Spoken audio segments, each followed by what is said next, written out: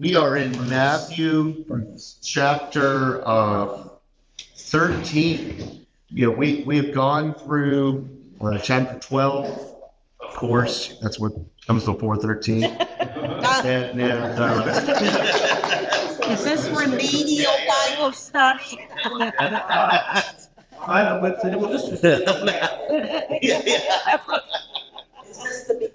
Class. Yeah.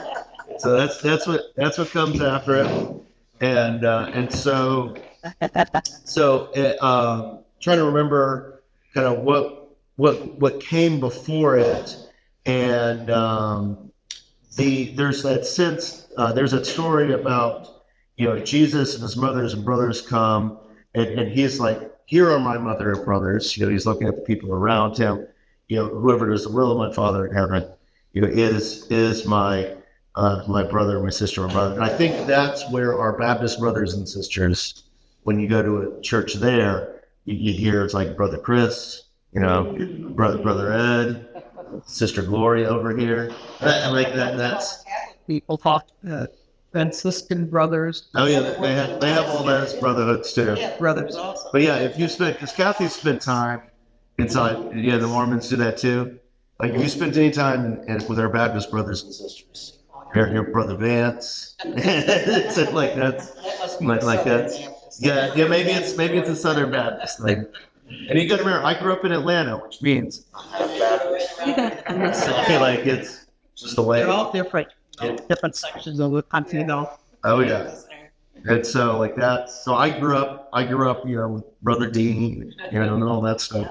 And so that's I think that's kind of where they're getting onto this. But it's also important to remember, like when we're looking at that, to see kind of where we are heading and where we've come from.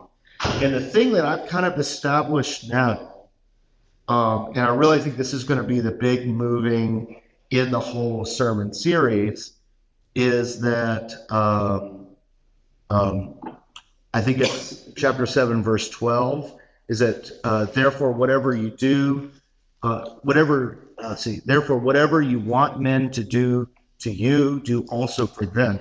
This is the law and the prophets. So basically, like that's, love the Lord your God with all your heart, soul, mind, and strength. Love your neighbor as yourself. Like that's, and Jesus is saying this is all the law and the prophets. So what I think has to be done now is, as we look through the rest of this, you got to put it through that lens of loving God, loving others. And so, because I think that's kind of the thesis statement for what's going on.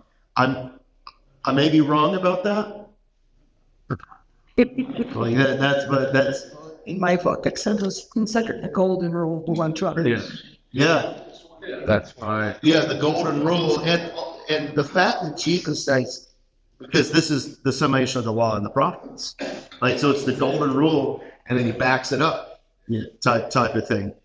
And so because he backs it up like that, I think we need to be looking through those other things. So when we look at this last couple of verses in 12, because 12 I remember was kind of difficult getting through, that it gets, remembering to look at it through that way of still remember to treat people with dignity, to love God. And I think it's kind of pointing us to, like, is your love of God greater than everything else? Because loving everyone else is right there. I don't think I'm saying anything intelligent right now. So we will just continue on. 13. Should we do the whole chapter, or should we break it up? What do you do? Go through the whole thing? It's up there. Okay. 23. To me, it's On the same day, Jesus went out of the house and sat by the sea, and great multitudes were gathered together to him, so that he got into a boat and sat, and the whole multitude stood on the shore. Then he spoke many things to them in parables. Behold, a sower went out to sow. And as he sowed, some seed fell by the wayside, and the birds came and devoured them. Some fell on stony places, where they did not have much earth. and they immediately sprang up because they had no depth of earth. But when the sun was up, they were scorched, and because they had no root, they withered away.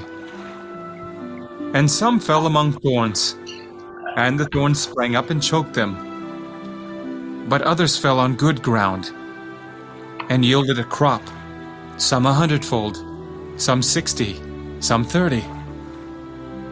He who has ears to hear, let him hear. And the disciples came and said to him, Why do you speak to them in parables? Because it has been given to you to know the mysteries of the kingdom of heaven, but to them it has not been given. For whoever has, to him more will be given, and he will have abundance.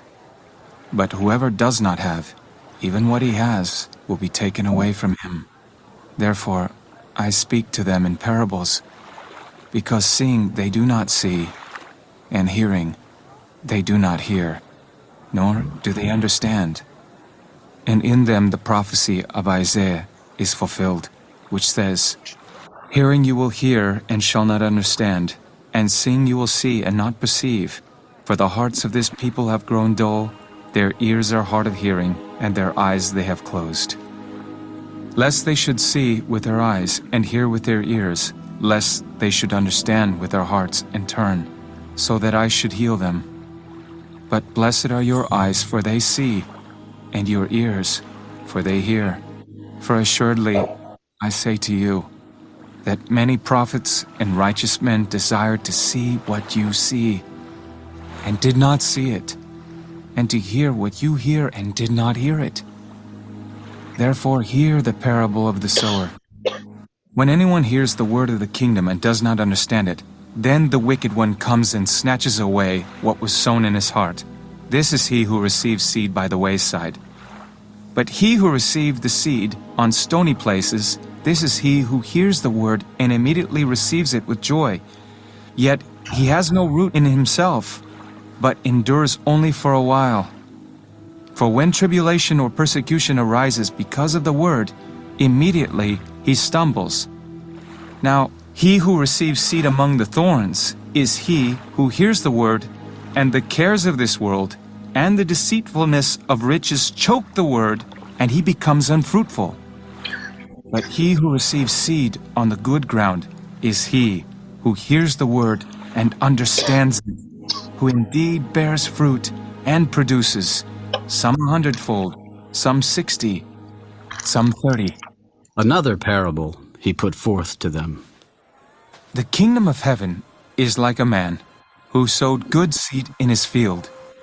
But while men slept, his enemy came and sowed tares among the wheat and went his way. But when the grain had sprouted and produced a crop, then the tares also appeared. So the servants of the owner came and said to him, Sir, did you not sow good seed in your field? How then does it have tares? He said to them, An enemy has done this. The servant said to him, Do you want us then to go and gather them up? But he said, No, lest while you gather up the tares, you also uproot the wheat with them. Let both grow together until the harvest. And at the time of harvest, I will say to the reapers, First, gather together the tares, and bind them in bundles to burn them, but gather the wheat into my barn. Another parable he put forth to them.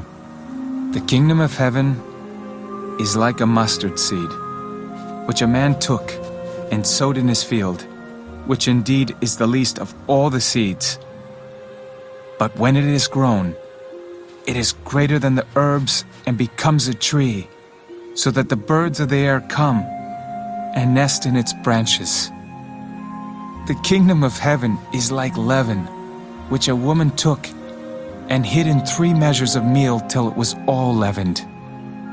All these things Jesus spoke to the multitude in parables, and without a parable he did not speak to them, that it might be fulfilled, which was spoken by the prophet.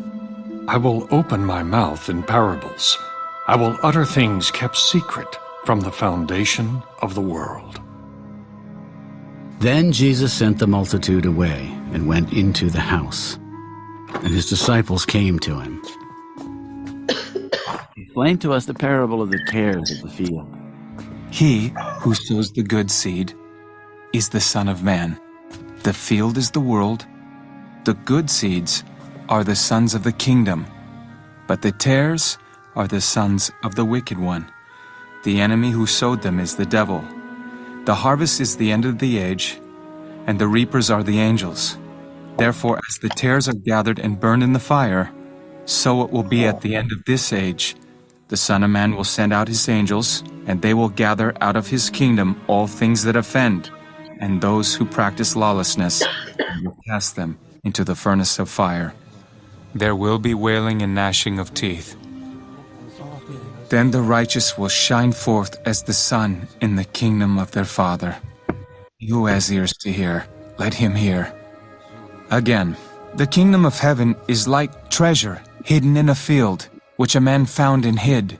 And for joy over it, he goes and sells all that he has and buys that field. Again, the kingdom of heaven is like a merchant seeking beautiful pearls, who, when he had found one pearl of great price, went and sold all that he had and bought it. Again, the kingdom of heaven is like a dragnet that was cast into the sea and gathered some of every kind, which, when it was full, they drew to shore, and they sat down and gathered the good into vessels, but threw the bad away. So it will be at the end of the age. The angels will come forth, separate the wicked from among the just, and cast them into the furnace of fire. There will be wailing and gnashing of teeth. Have you understood all these things? Yes, Lord. Therefore, every scribe instructed concerning the kingdom of heaven is like a householder who brings out of his treasure things new and old. Now it came to pass, when Jesus had finished these parables, that he departed from there. When he had come to his own country, he taught them in their synagogue, so that they were astonished and said, "Where did this man get this wisdom and these mighty works? Is this not the carpenter's son? Is not his mother called Mary, and his brothers James, Joseph, Simon, and Judas? And his sisters, are they not all with us? Where then did this man get all these things?" So they were offended at him. But Jesus said to them, A prophet is not without honor except in his own country and in his own house. Now he did not do many mighty works there, because of their unbelief. All right. All kinds of interesting things here. So one of the things, let's see, let me bring this back up so we can see everyone come. One of the things I think is interesting about all of this is, Mark's my favorite gospel, and the parable of the sower in Mark is one of my favorite things that Mark is doing. Matthew has the same story in there, and he's using it completely differently than he does in Mark.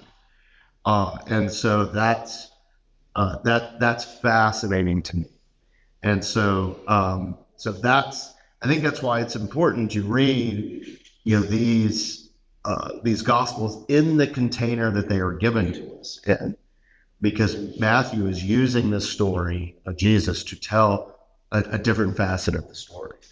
So what stood out to you? This couple things stood out to me.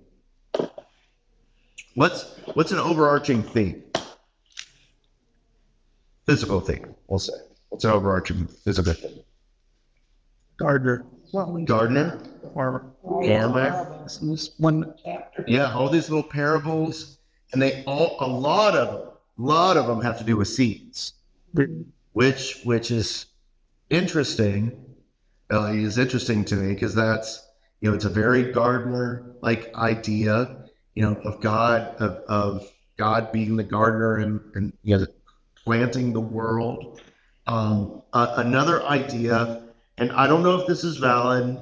I can't remember if Matthew kind of goes here later, but it's the kingdom of heaven is like a seed planted type of thing, and it's it's very much that like Jesus was planted in the earth type of language. Yeah, just Who the audience he's talking to? yeah, Cultural? they're a lot closer to it than we are. Yeah.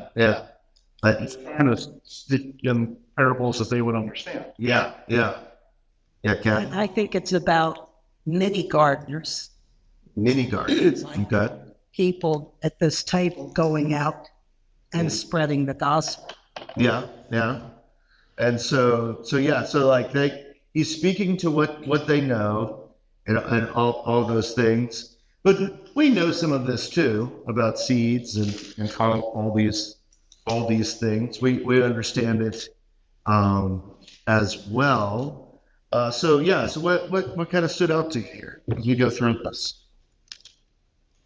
And it's also about growth, About growth. Yeah. reaching a higher. Like it's talking, he's going, the kingdom of God looks like, and he keeps liking the kingdom of God to these seed metaphors. Like that's, And the breast. which of these is not a seed metaphor? The leaven, but that's basically like a seed, is it not? It's young. Like you put yeast into bread and it grows. Like it's still kind of a seed metaphor. You know, like what's And then you get hidden treasure in the pearl. okay.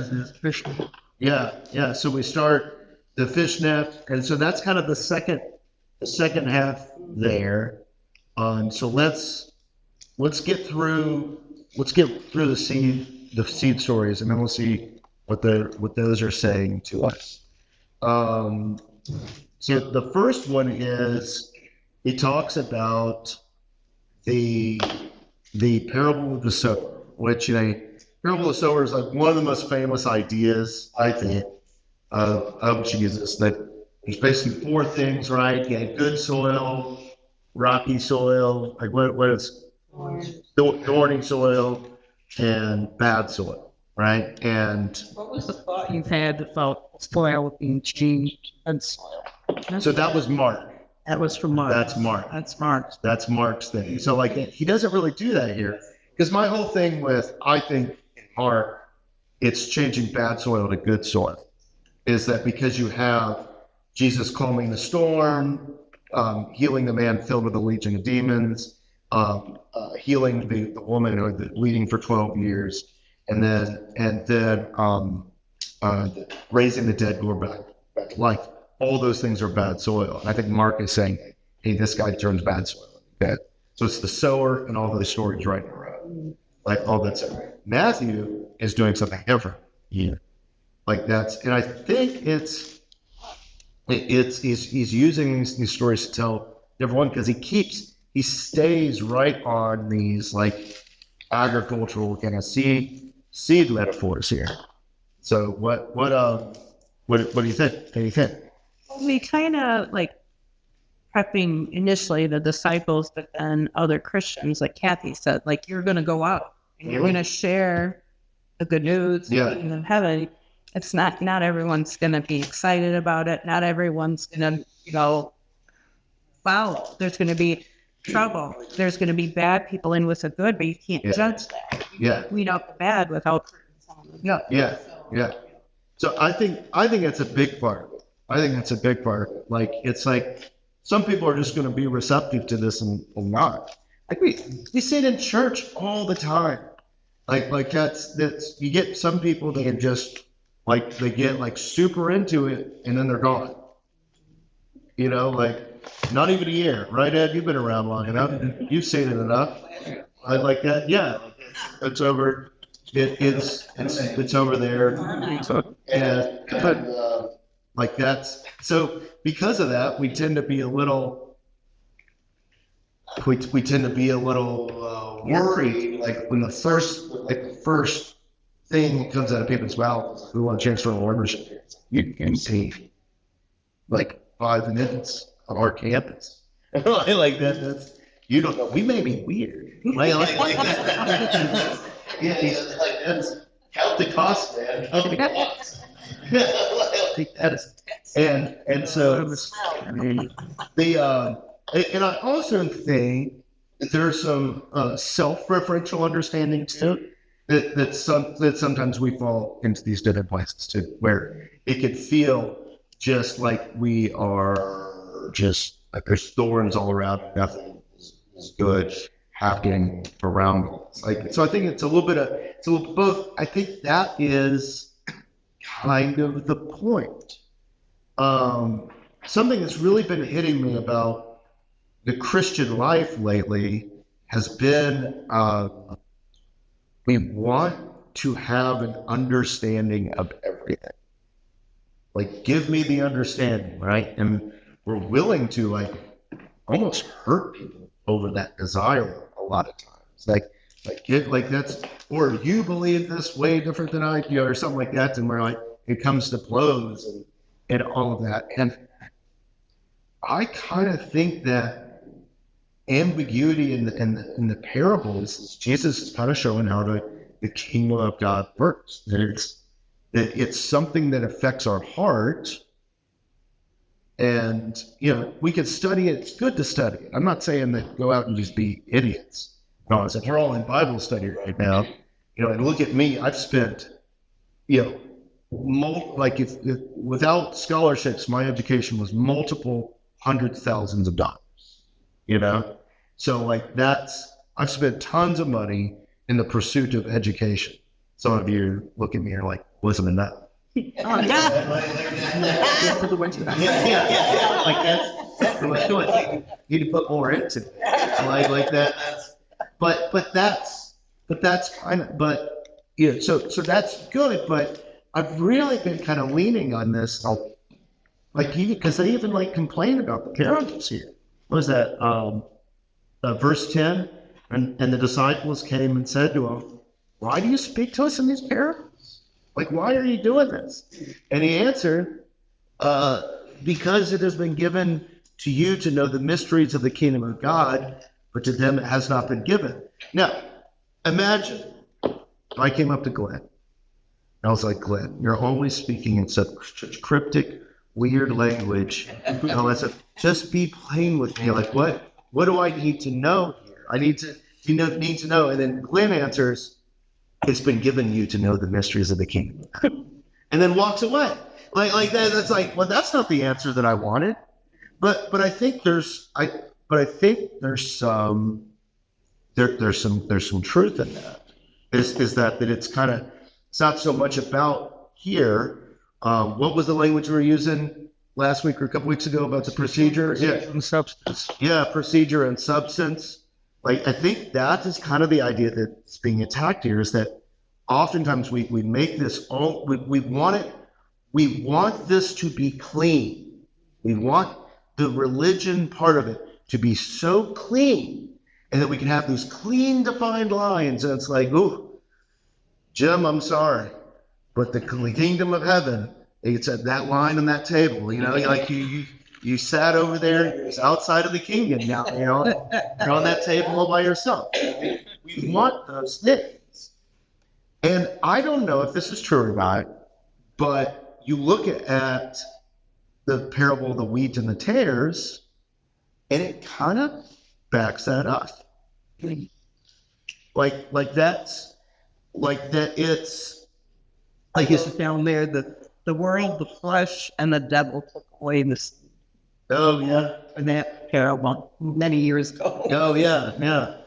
It seems that way. The worldly stuff gets in our way a lot of times. Mm-hmm. And also, so there's two things going on here. In order to plant a seed, you have to trust that it'll grow. You have to prepare the soil. You basically throw away the seed. How do you think he's preparing the soil? Oh yeah. All these parables. Yeah. People understand what's going on. Oh yeah. And I think I think a lot of times we're not willing to plant the seeds. We want it. It's like, I just want a tree right now. You know, like that's, well, it's like, you know, I look at, you know, when we built this place, there's not many seeds that were sowed in the landscaping of this place, right? It's all grown trees. Like bringing them all in, all the things. And but hey, it looked pretty on day one. Like, and that's what I've realized in my own yard is that sowing seeds does not necessarily mean growing grass. Here, it's Lord, right? Like that's I've sown lots of seed, and I can attest that the sandy soil of Port St. Lucie is bad soil. like that's, but I think there's a sense he keeps talking about all this is like planted, and he's saying like I think there's a humbleness to that planting, and he's like sometimes it's gonna work, but don't get discouraged when it doesn't. Right? And I like the analogy of the mustard seed that grows above everything else, yet it's the smallest. Yeah, it's insignificant. And the most insignificant. Mm-hmm. So maybe that leads towards the children or the simple. I mean, you could say children, but just there's a lot of people that feel insignificant in this thing. There's a lot of people, and again, since Glenn's here, we'll do it like that's all the stuff that's Samaritan, like that, like convicts, that's a very mustard seed, like type of individual. A lot of people don't really want to have much to do.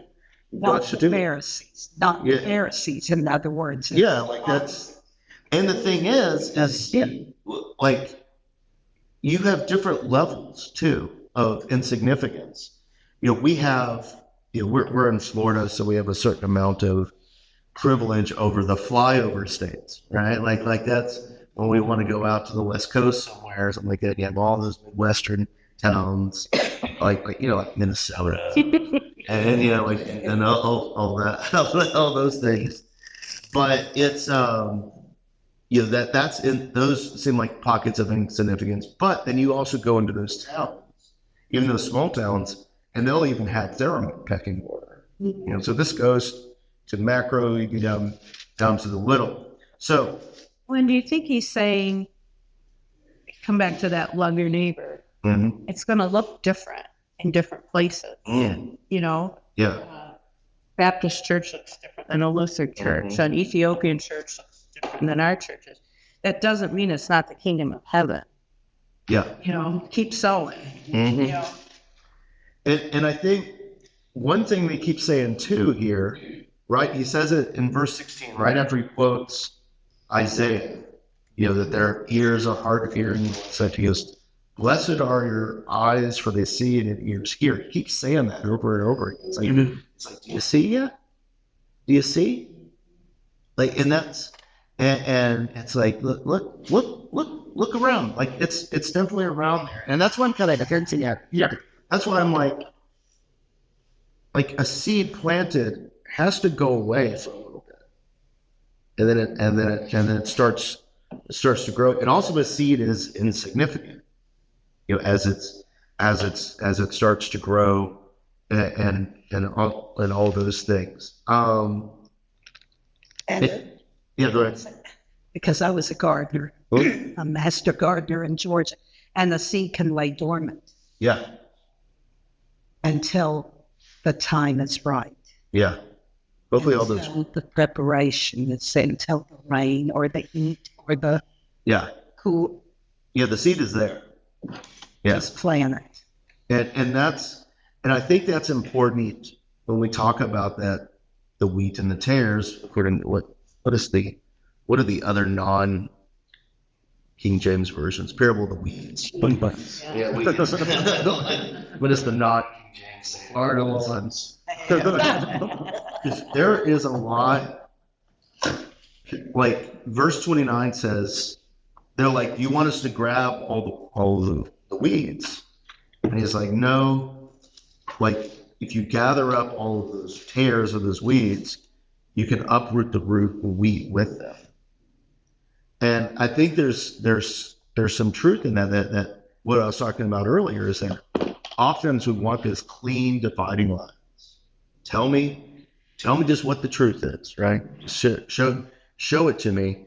And oftentimes we can leave people out that are meant to be included in those nice, clean lines. And he's basically saying it's like, it's going to be a messy field.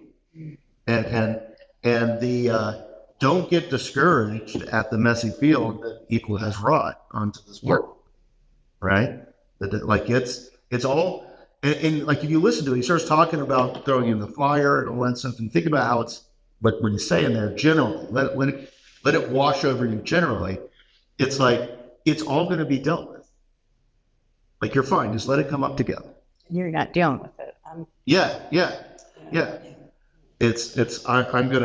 I'm gonna deal with it, and I think that's as we're sitting there reading, I was like, oh, that's kind of like, so like what I'm dealing with, and you guys can disagree with me, like that's, but like this planted seed idea that kind of goes kind of like what Kathy was talking about, all that is this kind of this humble act, and then when it does start coming up, if there's all this stuff that you don't like with it, it's like it's okay. It's okay. Like that's the world that we live in. Because we know about the mustard seed. We just go through the story because we know about the mustard seed. You know, it's tiny and insignificant, yet birds can rest in its from branches. You know, like, or the leaven. You know, like it's such an insignificant amount of yeast, you know, that we put in there, and yet it makes it all blow up nice and big. And so, yeah, I'm doing a lot of talking. What? Anyone have any other thoughts? Hearing your thought for just a second, you go back to your laundry then or anyone. Yeah. That it can get choked out by weeds. Yeah. And that is my lawn right now. Yeah. It's not Yeah. But the winter will kill some of the weeds. We see. There's that whole point. It does. It's not like the weeds are to work. I mean, he uses the example of wheat. Wheat grows tall, but wheat generally low, so that you can harvest them separately. Yeah. But in other areas, that's not necessarily the case. And so you have to be careful, I guess, what I'm trying to say, that the weeds don't choke out. Yeah. But even if you keep your own lawn weed free, the neighbors don't, and their little CDs blow right over on your lawn. Yeah. Question, you mentioned that in Matthew, this parable, or this story is used in one way, and in Mark, it's the same story in a different way. Yeah. Explain that a little bit. So I think, the way I like to talk about it is we often have different ways of telling the same story. That if, you know, I remember one of your stories from your family is like when you first met Evelyn, and hearing your version of it and hearing Leslie's version of it. Mm-hmm. You know, it's still the same story, just point. Yeah. But it's got two, but that's a good example because it's like two completely different perspectives, but you're still telling the same story. Oh yeah. And so that's what I see as the gospel writers are doing is that Matthew wants you to know something about Jesus. And he wants you to see something about the kingdom of God and Jesus. And he's using all these stories of Jesus to tell that story. And also, you can't forget about this too. Jesus probably said these stories over and over and over as he went to these new towns, new places. He would be saying these stories over again. And he probably used them differently depending on the crowd that he was in front of. Yeah, I'm not comparing myself to Jesus, but I do that too. When I speak in front of people that aren't here, I will use a lot of the same ideas and stories and even the same sermons to communicate a message just for the audience that's in front of me. So like if I speak in front of a bunch of middle schoolers, I may use a lot of the same stories I use here on stuff, but I use them differently to communicate. Yeah. You fish almost. Yeah, exactly. Exactly. So like and you just have different personalities. If you guys have ever watched any of my buddy Mark's sermons, he and I have the same manuscript, like that we are looking at, but yet we use things because we're different. We use things in different ways to convey the message that we have in our minds. So when Mark was that used. Oh, so he was, I think, so I think, and this is just my theory, is that there are a bunch right after the parable of the sower, there are a bunch of stories about how there's not good things going on. So like Jesus calming the storm, this man filled with a legion of demons. It's all stories we've already dealt with in Matthew. And the story about the woman who's bleeding for 12 years and then Jairus' daughter who has died. And I think those are all examples of bad soil. And so I think in Mark, they're bringing up this idea of all these different soils, but Jesus is turning bad and good. Like that's what I think Mark is doing. That's a simplified version of it. But Matthew, that's obviously not what he's doing here. Like those stories have already been used and he's telling us something different. I think he's really centering on the seed planted idea and what to do with the wheat and the weeds. Like that's as of right now. So like that's, and so like, okay, so what are we seeing at? And he also keeps hinting at, like, do you have eyes to see what I'm talking about? Which you can tell he's being a little coy. Glenn, you raised your voice for just a second. No, I was just going to mention there's kind of interesting seeds. Like, for example, I used to land on a peninsula and pawpaw trees. And unless a fox eats the pawpaw and swallows the seeds, their digestive juices will break the seed coat down. It will not germinate. Yeah. Which is a lot of people get the seed in until they get through and digest it. You got to go through some crap. Is that what you're saying? Affect them like years later. That seed that you planted, not necessarily you failed because they didn't get it. Yeah, it's just, it has to sit with them and be partially broken down. It's the same thing is true with conifers. The seeds are in those cones, but they don't do anything until there's fire. Yeah. And then the cones burst open and the seeds come good. Yeah. So like that's so and so what we're doing there with those two examples is doing kind of like what Jesus doing when he goes like the mustard seed. He's like, it's like the mustard seed. It's like the smallest insignificant seed, and yet it grows to be this. I mean, we're doing that same thing. That you have this seed that has to be digested by a fox, or the seed has to go through fire. Like these, these are all like we're adding these parables to it, but it all has kind of the same idea. You got to let go of something to go through a digestive tract. You got to like generally we don't like fires, that's all these ideas. And so, and I think like through all of this, you're like, oh, well, am I starting to get a vision of what the kingdom of God is? Am I starting to get that? But I don't know if I can like quite hit it, but am I starting to see it? So this might be wrong, but it's my favorite. Yeah. So it's also part of the point is the seed has to be in the soil to grow. So the seed's not making itself grow. The soil's making it grow. It may be, or the types of soil. Like it's we can't make ourselves into a believer. We have the Holy Spirit. Possibly.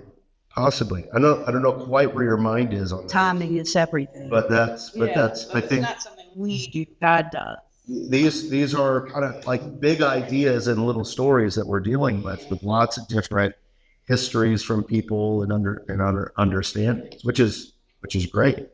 What strikes me is if when you read chapter 13, I couldn't help but think about, I taught a Pilgrim's Progress and a Good Samaritan. It's right out there. I mean, Christian is walking along, and who's he run into? Obstinate. Okay? That's the hard ground. And then he runs into pliable. He accepts it, but then when he gets into flow of despond, and then he gets into legality, and he gets into hypocrisy. All these different characters is right here. Yeah. You got to read from there. Yeah. Yeah. That's cool. It's been a long time since I've read Progress. Like, that's long. Like, I think I was probably a freshman in high school. You know that when there was a time when there was as many Bibles sold as that book, Really? as a companion to it. Almost everyone had a Bible and Pilgrim's Progress right next to it. It's funny. Where mine got to. So we continue. So to kind of go back to, like, do you have eyes to see? We look at verse 34 and 35. It says, all these things Jesus spoke to the multitudes in parables, and without a parable he did not speak to them, that it might be fulfilled what was spoken by the prophet, saying, I will open my mouth in parables and utter things secret from the foundation of the world. That's how do the other translations render that phrase, like that secret from utter things from the foundations of the world. The proclaim what has been hidden from the foundations. I think what has been hidden. Things hidden since the creation of the world. Yeah. Yeah. Like, I think that's interesting language that's going in here. That idea of like it's like, do you see it? Do you see it? And it's like, this happens to me a lot. I think it's because I'm really not that smart, but it's like all of a sudden I'll understand something for a second, and then it feels like it goes away. Like all those things, Second motion. yeah, like that's Your age. it's what it is. It's Like that's I think that's kind of what's going on with, like, you got ears to hear all of this stuff. Like, the kingdom of God is like these things, like, because we love to have these, like, firm dividing lines, but he's like, no, it's more like seeds. Yeah, it's more like seeds. It's more like soils and planted things and all of that. And so let's keep going. So verse 36 begins him explaining the weeds. Was there anything interesting in that section? Let me put it. I'm looking at right after that. We have the pearl of great price and the hidden treasure right after that. I think all these are connected. So what's the connection like? What do you think? Well, you think the pearl of great price was the chair? I think it could be. I think it could be. Like that's because that's us, type of thing. How you think? It was made with a great price. Jesus went out and made the great price. Mm-hmm. Yeah. So what did I wrote a note here and I can't read my note. That's disappointing. So I'm reading through this. So and remember, it's tares rather than weeds by translation. So therefore, as the tares are gathered and burned in the fire, it's the end of the age, and the Son of Man will send out his angels, gather all the kingdom of all those who practice lawlessness, and they will cast them into the furnace of fire, wailing and gnashing of teeth. Righteous and the righteous will shine forth in the sun, in the kingdom of his Father. He who has ears to hear, let him hear. And I think that kind of goes back to what we were talking about a second ago, that it's all going to be handled like that's, and I think there's a lot of gnashing when we really want to handle things and it's not getting handled the way we want it to be. Like there's usually a lot of gnashing of teeth that gets like that. And and also remember who he's talking about. We got all these Pharisees all around here. And we also have, at the end of this chapter, we have his family rejecting, his hometown rejecting. Like all of this, like remember how this book is working. Like we get all of this like head knowledge, like weird stuff, and then there's like a practical example. And suddenly we have all this like weird parables, and then suddenly his hometown is like, what is this guy? He's feeling, I'm not liking this, like that's, I don't know. But right after that, he says, so after he explains this parable about the weeds, that he then, and it says, again, the kingdom of heaven is like, this is verse 44, kingdom of heaven is like treasure in a field, which a man found and hid. For the joy over, he goes and sells everything, to buy that field. What does he say? Like kind of giving it all there. Like there's still that planted idea. Like again, verse 45, the kingdom of heaven is like a merchant seeking beautiful pearls, who, when he found the one pearl at great price, went and sold all that he had and brought it. Like I wrote the word all there. Yeah, like that's. Is the treasure believers? Is Jesus the guy who gives up everything? It's a fun way to look at this. Look like down church. Yeah. Yeah. That's like is Jesus talking about him working in the kingdom? I think Jesus is the pearl. Yeah, Jesus is the pearl. And that you should give up everything. Okay. I think you're doing it the opposite way, though. This is the one that we just give up everything. Yeah. See the kingdom of heaven. Right. And in order to attain it, the greatness of heaven, through him, the pearl. Yeah, so let's look at this a different way. So is Jesus just living out in the kingdom? Like when we look at Jesus, we see a kingdom of God personified or living in the way, or what we could say with the kingdom, like the way of God, the way of God, the way things go.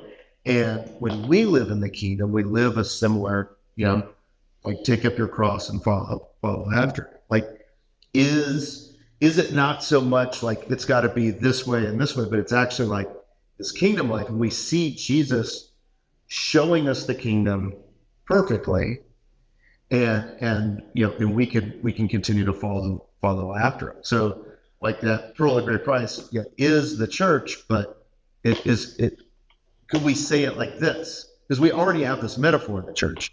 Is the pearl of great price the body of Christ? Mm-hmm.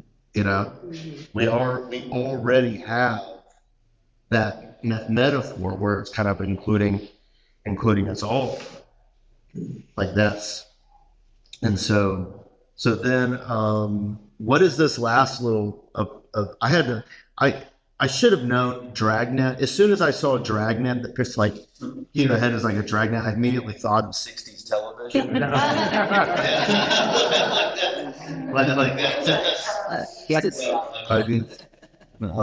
That's just the facts, man. Just the facts.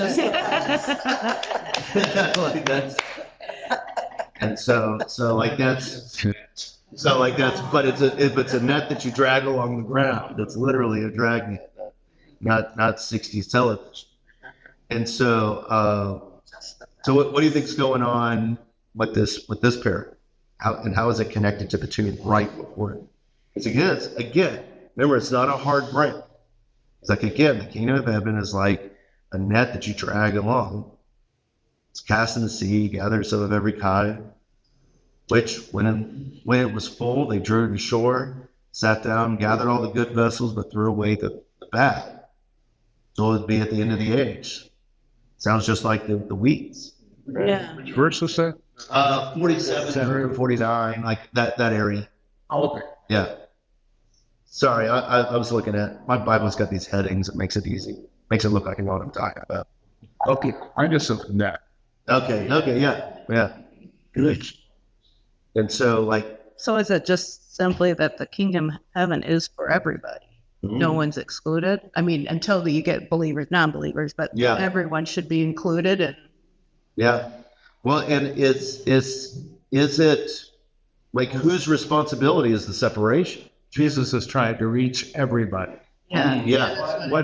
When it's all said and done, if there is such a thing as the last day, when You don't separate them. and be separated, those who So it's not ours to judge. will go up, and those who did not will. I used to drag net over 100 times a year for 25 years. It's called a seine, and it has weights on the bottom and then the netting, and then floats from the top. And we drag it to the water at the end of every Tahalata canoe trip. We'd spend time gathering it in, and you would have good fish, you'd have bad fish, you'd have eels, you'd have sometimes a snake, all kinds of different things. And we then put it all back.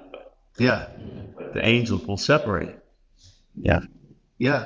So think about what we've been talking about here, is that the seeds are going to go out to everyone. Yeah. Some of them are going to grow well, some of them aren't, and all that stuff. You have a field, and there's going to be evil in the field, but it'll get separated, right? But like that's, and then you have but the whole field, he ends up buying the whole field just for that one little thing, you know, like that's he sells it all for that one current. So I think the feeling is really the world.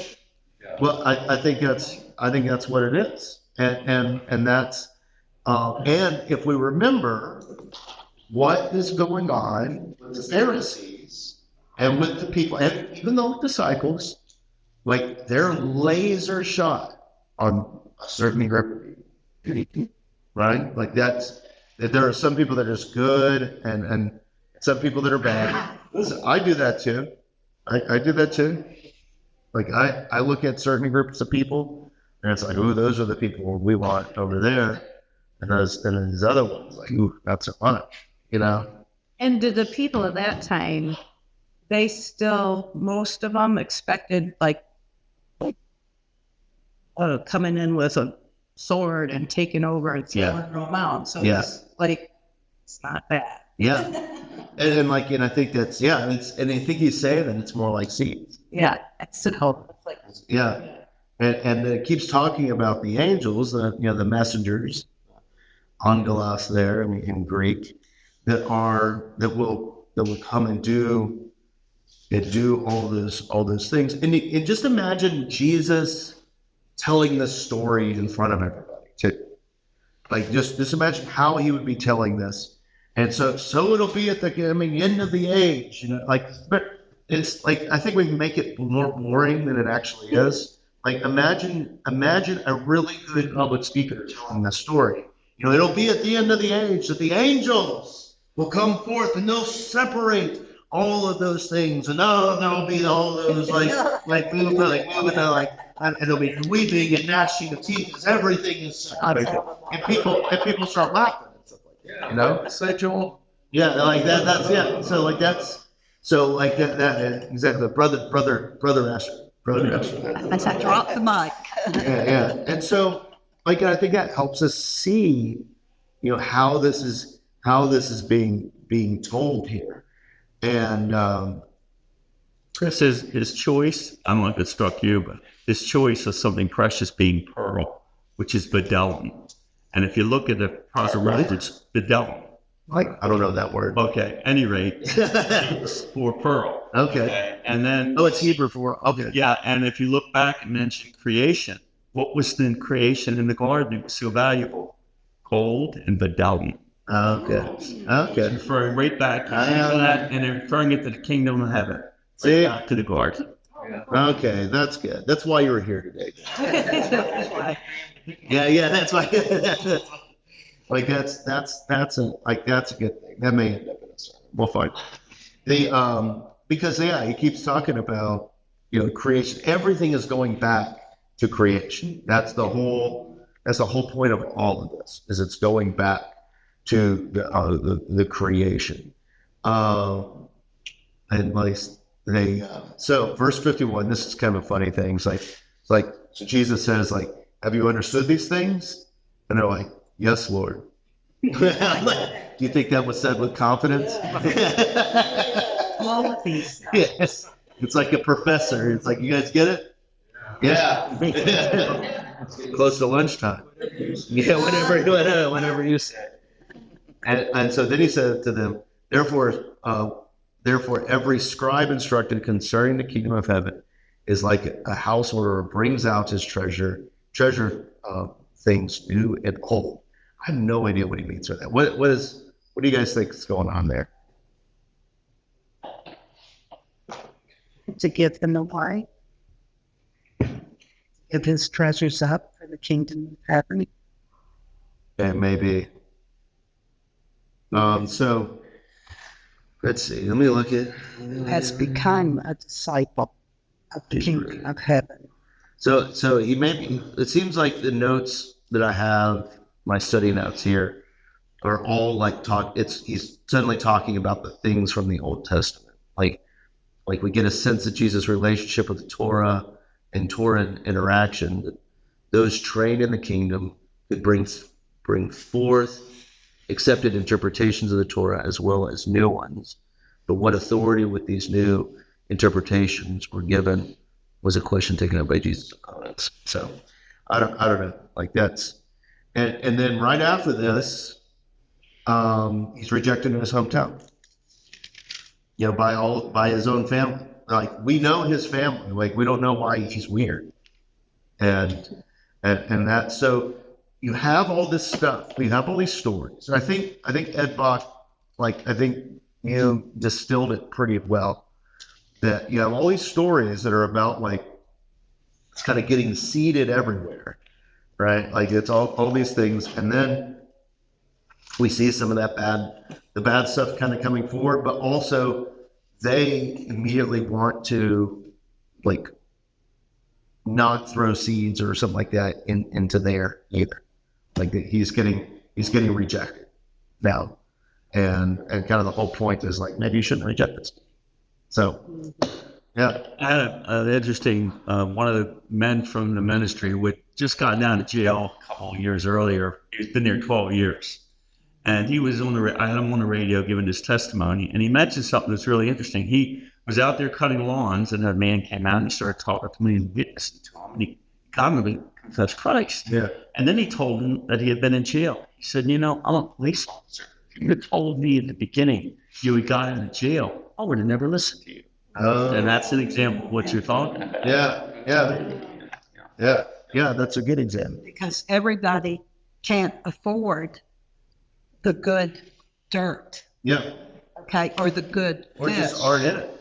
Or the good fish. And they have to make do. Yeah. So not every fish and every plot of land is unusable. Yeah. Well, it's going geopolitical for a second. Like we always find people to be prejudiced against. Like back in the 100 or so years ago, like the Irish were terrible, and all of that stuff. Like these are the stories. Why wasn't alive then? and like that's, but it's and then we have people now all that stuff, and we always will. And I think that sort of Glenn shows. It's like that's all good. The only thing we're doing is limiting ourselves.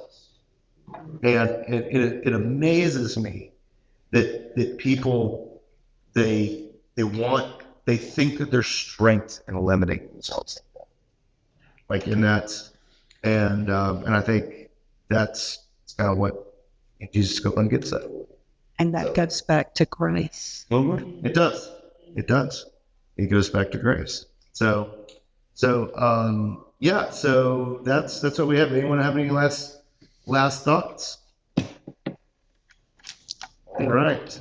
Good stuff. This was difficult. This is good. I think we worked through this pretty well. And we may have been the blind leading the blind. At least we got through it and all that. So that's good. So everyone watching on YouTube, thanks for joining us today. So are there